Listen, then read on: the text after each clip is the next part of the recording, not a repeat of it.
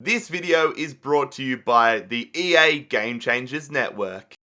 G'day guys, how's it going? It is JarradHD here. Welcome to episode number 2 of our FIFA 19 Manchester United Career Mode series. Once again, I did manage to record this entire Career Mode series at the FIFA 19 early capture event in Berlin, Germany. A big thank you once again to EA for flying me out to Germany to make this content early for you guys. But we did get off to a bit of a rough start in the series. A loss and a draw in our first episode. Definitely looking to improve on those results here. But if you guys did miss out on the first episode, definitely go and check it out on the channel. I did upload it a few hours ago, and I am looking to be double uploading every day up until early access on the channel. But it is a big challenge early on in this one. Our biggest task yet, it is going to be against Tottenham at home. Of course, in real life, this match was quite a big talking point, arguably the biggest result of the season so far, as Tottenham did take down Manchester United 3-0, and I mean, we're not helping ourselves out. You guys did see that terrible miss there with Lukaku. That comes down to the shooting motions, the shooting animations, all that new system in FIFA 19. Really struggling with it, but at times it can be quite satisfying, but really need to learn how to use the precision shooting to my advantage. But a bit of a dull game here to start things off. FIFA 19 has been full of highlights and full of exciting plays, but in this game it has definitely been a disappointing part of the season. Hopefully don't see too many games like this, but we get all the way to the last few minutes of the game. It's going to fall here to Kieran Trippier, who does go to Dele Alli, who goes back to Dia, wow, that was a terrible pronunciation. Eric Dyer, who did get it through, but it was a big save from David De Gea. And we are in stoppage time now, looking to get a late winner here at Old Trafford, at the Theatre of Dreams. Going down to Willian, his first game as a Red Devil. The cross in there. I wanted to find Lukaku. Unfortunately, it is cleared away. Hugo Lloris gets the ball in his hands, and that is how the full-time whistle is going to be blown. It is going to be a 0-0 match here.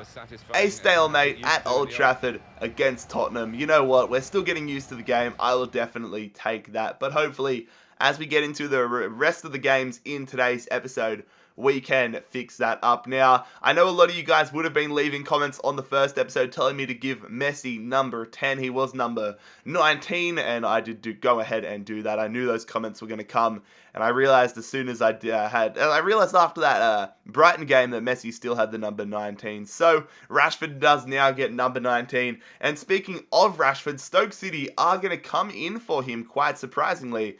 Stoke City, despite being in the Championship, trying to bring a lot of our young players down. They tried to bring Rashford in this episode, obviously, and then last episode, not a young player, but Juan Mata, they tried to bring him in. Of course, Juan Mata now a Chelsea player once again after we sold him in the swap deal for Willian. But I'm not going to be playing every game in this series, fellas. I should classify that as well.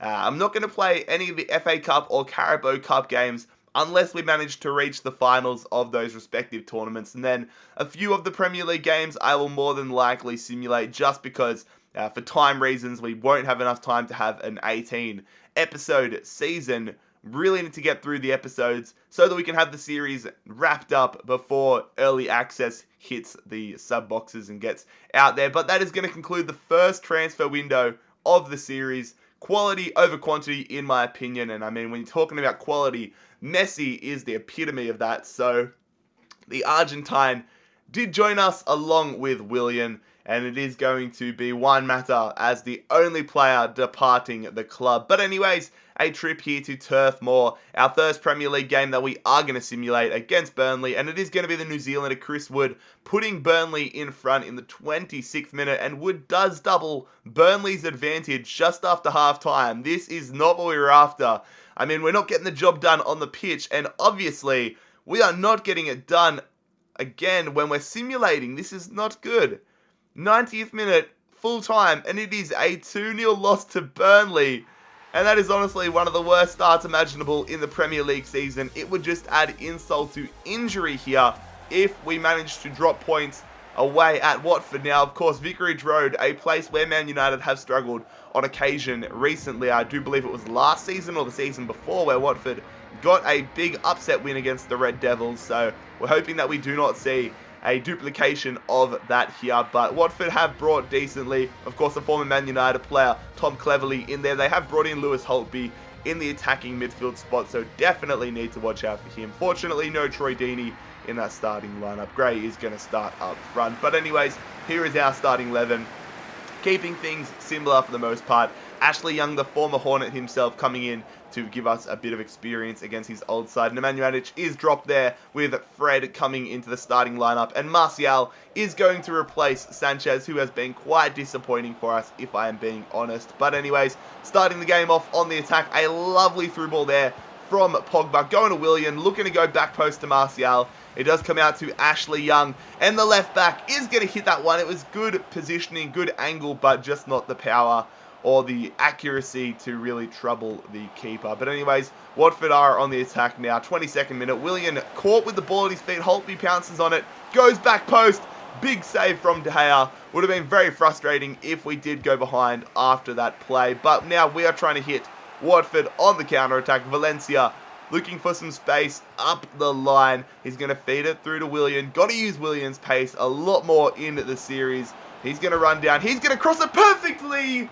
Romelu Lukaku could have and should have given us the lead there. His header absolutely belts off the crossbar. That should have been 1-0 Manchester United, but instead we give Burnley an opportunity to get the lead. Fortunately though, Gerard Deulofeu puts his shot over the crossbar, and that is now as we enter the second half of football. Deulofeu getting involved again. This ball goes out to Seymour, who goes to Tom Cleverley, the English midfielder. Going there, Deulofeu. Good save again from Joe Hart.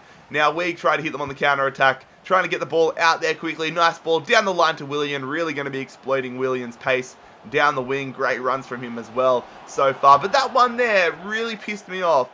I was aiming to belt that one with Messi on the volley using his foot, not his head. I mean, what is he doing using his head there? No real pressure. Should have been using his foot, and that could have and more than likely would have seen us taking the lead at Vicarage Road. But now instead it is 0-0 with half an hour remaining on the scoreboard. They're coming through here. Lewis Holtby hits that one off the post. A lovely finish there from the German midfielder. And this is really starting to get embarrassing here. Of course, such a long time to go in the season. And I would encourage you guys to watch the entire season, because we definitely get a lot better. Like, I'm talking ridiculously better here. But so far, we are struggling to defend in this game. Struggling to make the most of our opportunities. Of course, a new game. Got to get used to it all. But still, that is not what I was expecting. Not what you want to see. I thought we were going to be able to get the 3 points in this game. And I mean, there's still time to get the 3 points. But Watford running down the line here. That one goes to Deulofeu. And this goal here had me absolutely filthy. I mean, I was sitting next to the Masterbucks at the recording session in Germany. And I made him watch the replay of this. And we just looked at each other and shook our heads. And you will see what I'm talking about in a second. David De Gea has had an absolute howler here. It was a nice ball in. It was a nice run as well. Not sure what Bailly was doing. But that one has gone into the gloves of De Gea. And then through the middle of the gloves and off the head. Through the gloves, off the head. And we are 2-0 behind because of that. Very frustrating. Would have loved for him to get that one parried away. But instead, we look like we are about to cop our second loss of the season, and that is exactly what it is going to be. It's actually our third loss of the season, but the second user-controlled one. A 2-0 loss to Watford. Very embarrassing stuff there. We need to bounce back in the next game, as we are going to be taking on AS Monaco for the opening game of our Champions League campaign, and we are arguably in the group of death. Bayern Munich, AS Monaco, Inter Milan. We need to be going for the 3 points every time. I mean, you got to be going for the 3 points. Even if you're in the easiest group, your main goal is to go for 3 points every time, obviously. But every game counts in this group. Group of death. We need to be perfect if we want to be playing knockout football here. And Monaco is going to be our first test. The new Champions League graphics package into the game. Let me know your thoughts on the Champions League licensing down below. Personally, I am very happy to see it in there. It's going to add an extra element to our career modes and to the rebuild series, but I'm really disappointed that it seems like it is going to be the overall main improvement for career mode this year. Had a lot of talks with a lot of people, and I know there's certain things coming, but it's very disappointing to see Champions League being the main front of this year's career mode. But anyways, we are taking on AS Monaco. A lot of attacking threats all over the park. You got your Jovicic's, they've got Pele in the midfield. Thankfully, it is not the Brazilian legend himself, because in that case, I would be quite worried if we were versing Prime Pele. But Paul Pogba almost getting us off to a great start there. It's actually Lukaku, and Lukaku makes the most of his second opportunity. Hit the crossbar off a header against Watford in the last game, but this time he does make the most of the headed opportunity. An absolute rocket there, getting us off the mark against AS Monaco, and we definitely needed those goal-scoring opportunities last time against Watford, though. It is going to be a very lucky bounce there for Niasse. It was Chris Smalling's tackle that kind of carried through to Niasse, who did belt that one over the crossbar. So we count our breath and we wait for another opportunity. Willian looking for his first goal of the season, unfortunately took that one a little bit too far to the right. We continue on the attack though. Chris Smalling off the corner. His header into the clubs of the World Cup runner-up in Subasic, the Croatian goalkeeper. Anyways, a very exciting game so far. End-to-end action. A lovely ball through to Romelu Lukaku. And that is going to be 2-0, or so we thought. The linesman has ruled Lukaku offside, and I've got to say it was the right decision. You will see here the perfect offside trap there from the AS Monaco defenders. Last second, that would have been brilliant for Lukaku to pick up a brace and make it 2-0. But it is going to be Monaco starting the second half of here on the front foot. Omar Niasse going in there to Jovetic. Jovetic, a great save from David De Gea. The Spaniard keeps it out and keeps us in the lead. And now we're looking to make the most of that advantage. Looking to double it. Lukaku going out here to Jesse Lingard running through. Sidibe is tracing in defense. Lovely cross there. It goes to Lukaku.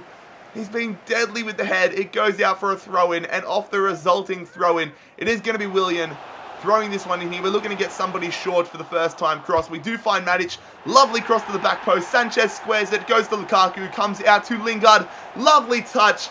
And a lovely finish there from Jesse Lingard. And for the first time in the series, you get to see it. The Millie Rock celebration. There it is. Very happy to see the Millie Rock in the game this year. Although, could probably get a little bit frustrating after a while. Especially if your opponent keeps doing it in Ultimate Team. But a defensive lapse in concentration. We have invited Monaco back into this game. And we really need to park the bus for the final few moments of the game. Although Park the Bus isn't in FIFA 19 anymore, Ultra Defensive certainly is, and we are definitely going to be playing that way. And fortunately, we hold on to the lead in this game and pick up our first win as Manchester United manager, which is quite embarrassing. But hopefully it is a sign of things to come. A dominant win, or a pretty decent win I should say, against AS Monaco. But lads, that is where we will conclude episode 2 of the Manchester United Career Mode series for FIFA 19. As I said, a little bit of patience is needed to see where we are going to go throughout the season. But definitely some winnable fixtures coming up. If you guys enjoyed today's episode, make sure you leave a like on the video. Make sure you scorpion kick that subscribe button down below if you are new around here. And most importantly, I hope you have a fantastic day. It has been JarradHD here. I am out. Peace.